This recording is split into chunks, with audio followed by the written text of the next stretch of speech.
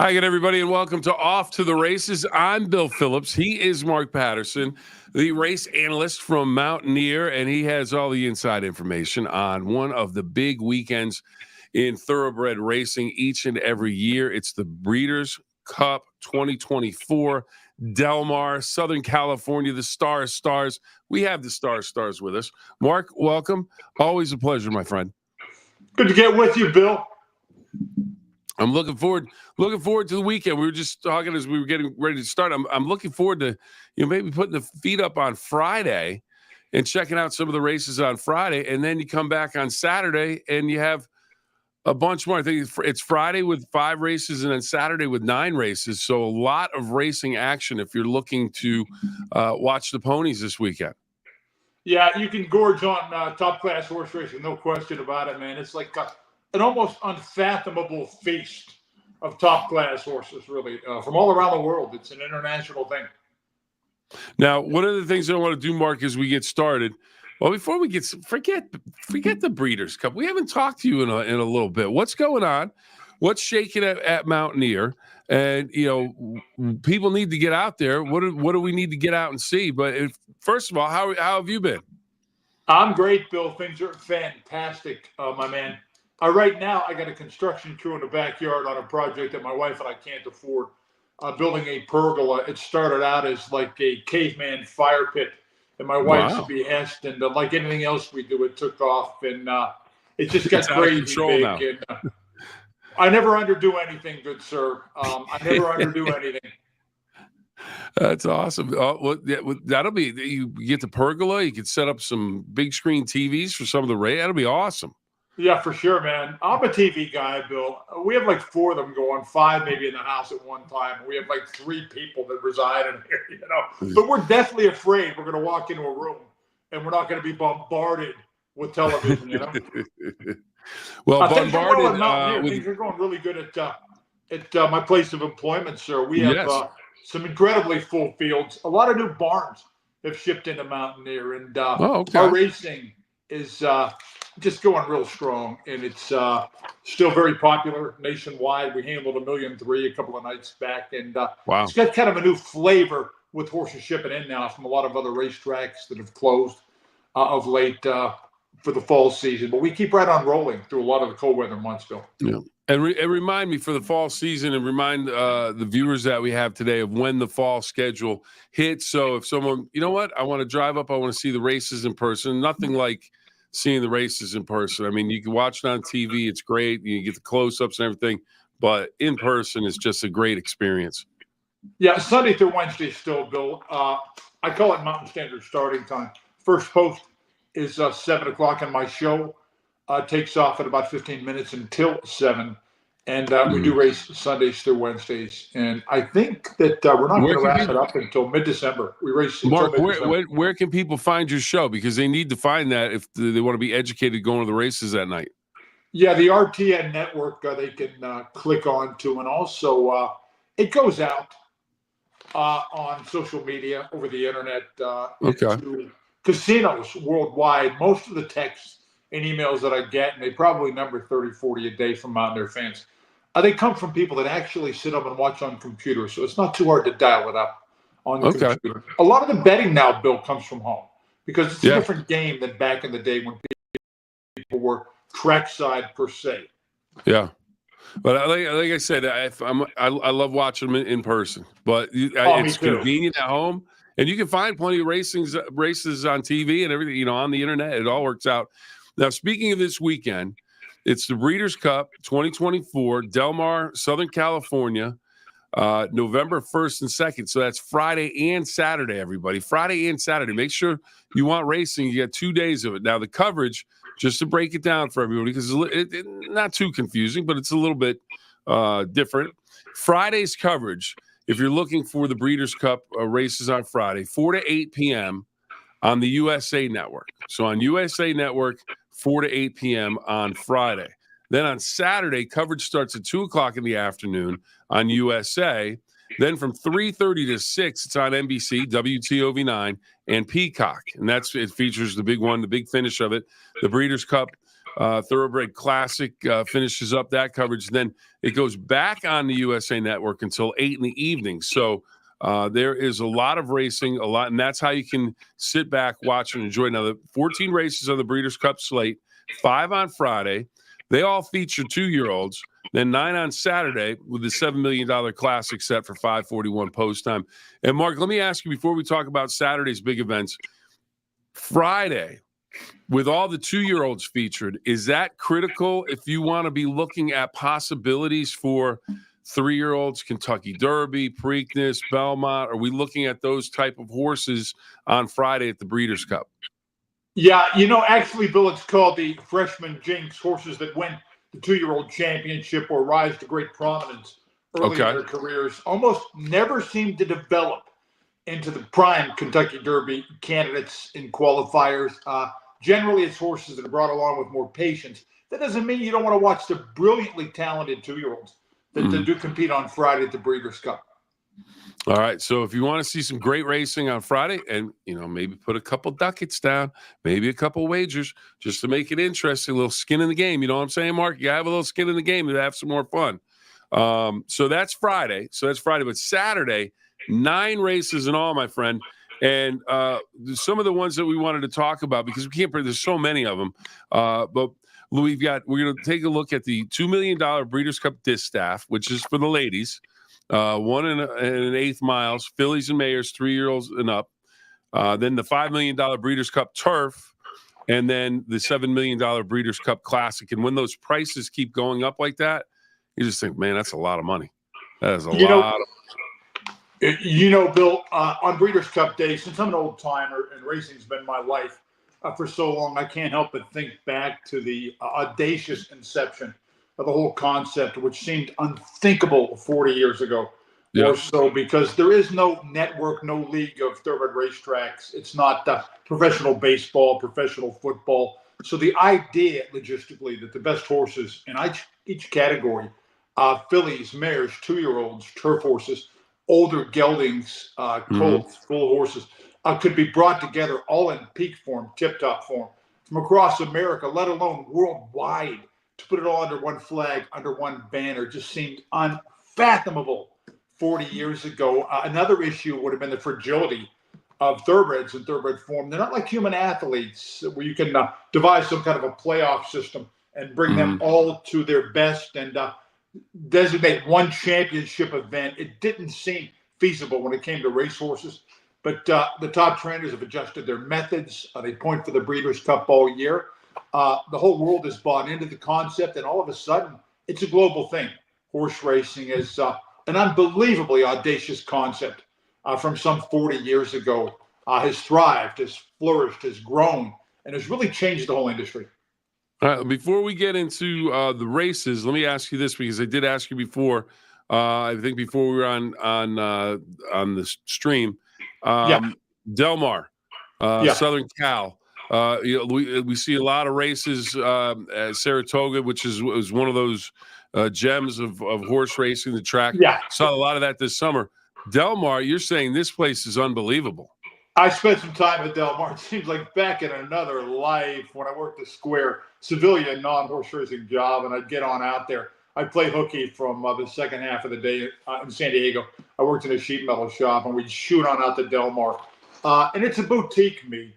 It maybe is the West Coast answer to Saratoga because it sits right on the beach. It glitters like a jewel. When you go there, it's a different ambiance, Bill. It's almost like party time right next to the beach. And for young guys, unattached, if they get a chance to go there, when you walk in, as I was telling you before we kicked off the podcast, you will be treated to feminine pulchritude on a scale that is unimaginable to you, because you walk in, man, and you see maybe 200 ladies. I mean, within 5 minutes, and this is on a weekday, Bill, not Breeders' Cup Day, that you recognize, but you don't know their names. They've been in movies, they've been in commercials, they've been in television shows, series, and you're rubbing elbows with them right in the grandstand. There is really nothing like the star power at Del Mar.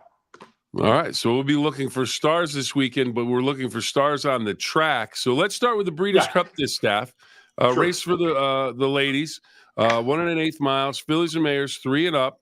Now, some of the names that I jotted down: Torpedo Anna, Raging Sea, and let's see, Awesome Result, and the Torpedo 4-5, and the Kentucky Oaks winner. Is that where the smart money is going to be played?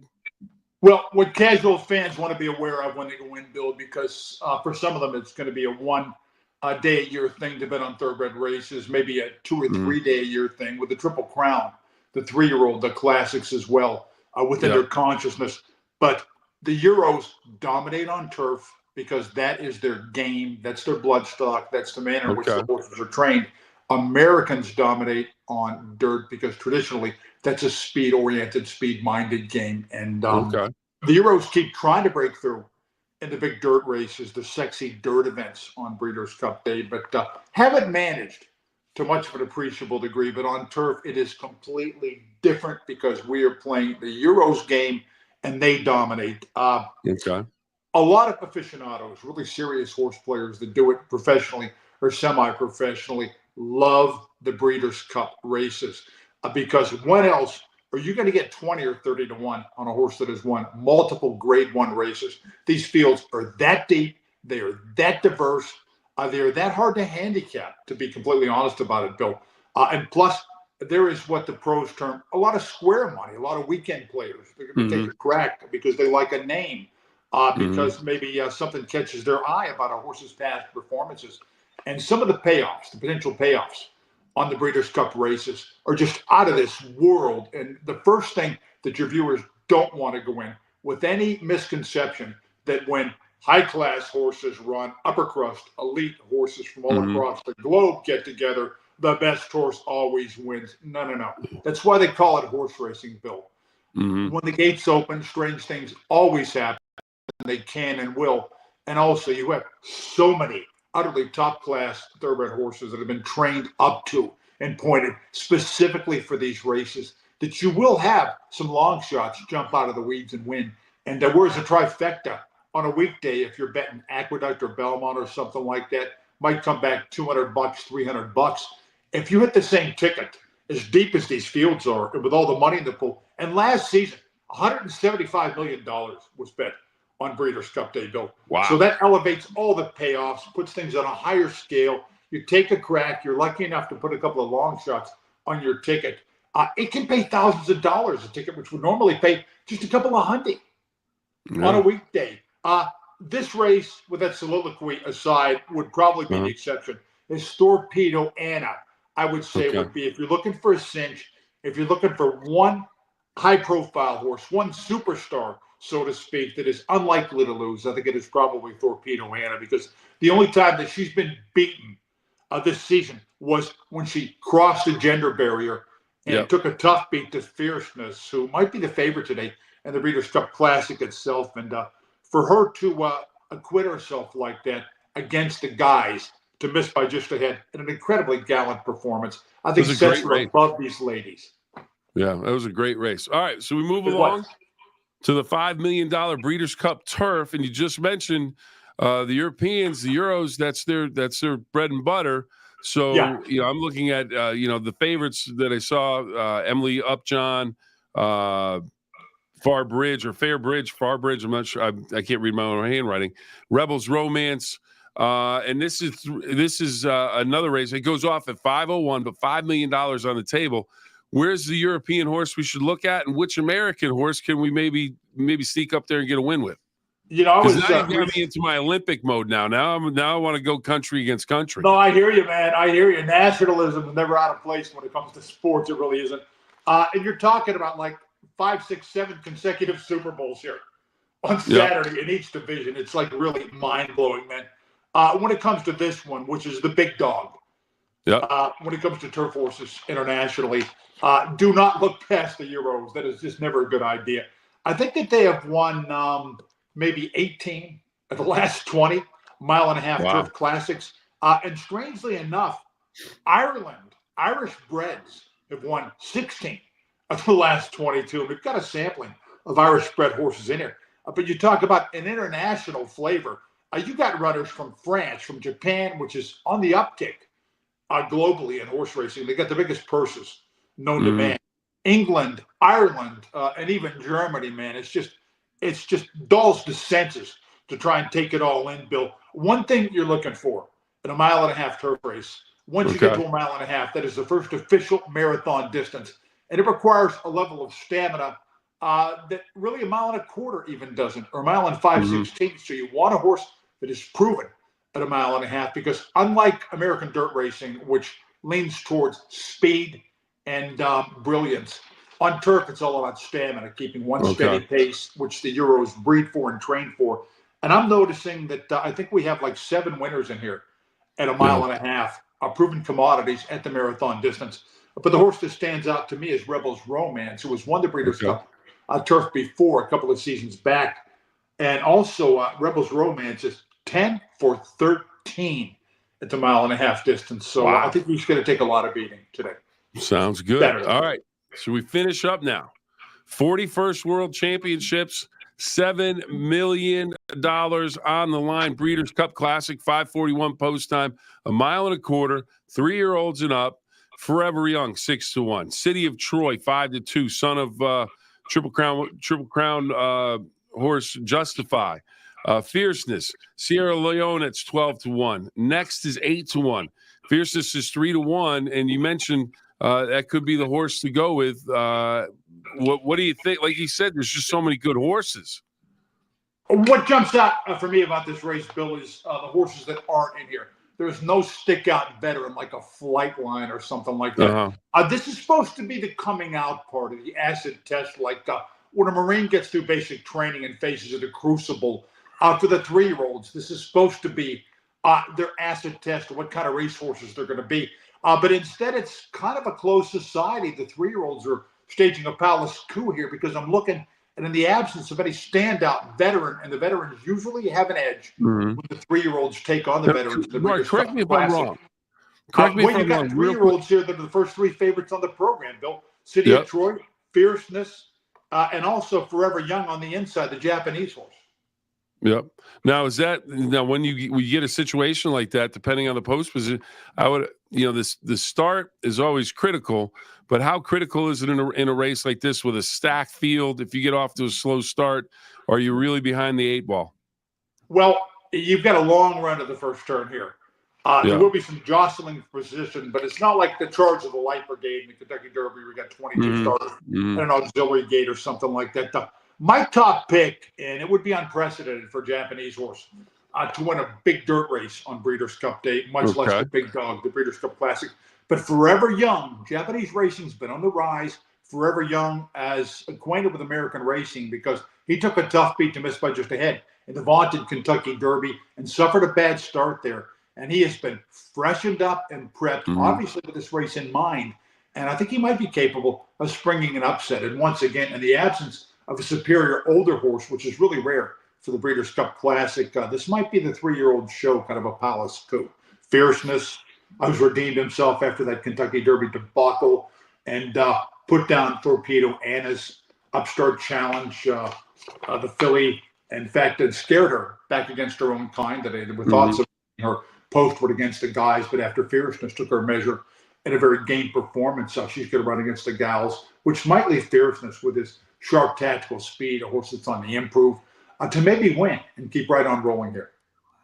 Mark, I can't thank you enough for joining us. We've got to wrap it up here. 14 races, 169 horses, money that just is staggering. Just three races, 2 million, 5 million, 7 million. So that's just 3 races. I mean, you've got millions and millions of dollars, the best horses in the world. We've got the best analysts for you. Mark, again, where can we find you on before the races at Mountaineer, which start at 7 Sunday through Wednesday? Where are we going to find you? Well, the best way to take in Mountaineer racing is trackside, Bill. The sights, the sounds, the fury up close. And the weather's still warm enough to do that, Bill. And I do invite anybody that comes to the mountain to come to the studio, pop in, say hi. I love to commune with horse players, my peeps, man. Seriously. Pop in the studio. Anybody out there, if you come to Mountaineer, don't knock, because they will hear you if I'm on television. But just walk straight in, and we'll have a jolly good time. We'll knock the races around a little bit, and I love to go back and forth with and talk to horse players. And the best way to watch our races is to come trackside. All right, Mark, thank you very much. Enjoy the racing weekend. I can't thank you enough for joining us. Everybody, thank you for joining us. And if you do make some wagers, hopefully they come through for you. I'm Bill Phillips, and this is Off to the Races. Have a great day.